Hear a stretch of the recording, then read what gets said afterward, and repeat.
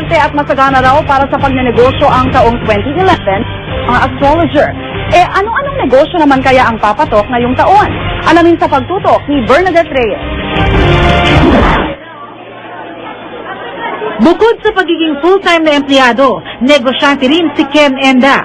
Pinasok niya ang food court business nitong 2010. Pandagdag kita sa kanyang buwan ng sweldo bilang ahente. Minsan naman wala naman akong ibang ginagawa sa extra time ko. Instead of doing stupid things, kailangan na lang siguro business na lang.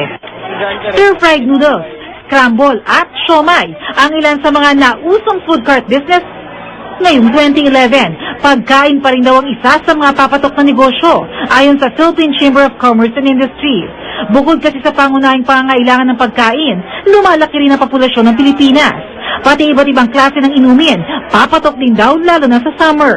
Kung first time mo magnegosyo, maaari ka mag-franchise, isang sistema kung saan kumita na ang negosyo o bumenta na ang produkto o serbisyo kaya madaling sundan at palaguin.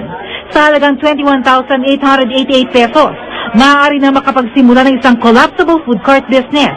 Depende sa pwesto, maaaring kumita ng 3,000 hanggang 5,000 pesos kada araw. Yung ating profit is mataas. At the same time, mababa yung capital natin. So, franchise is hanapan ng magandang pwesto para mabilis yung ROI.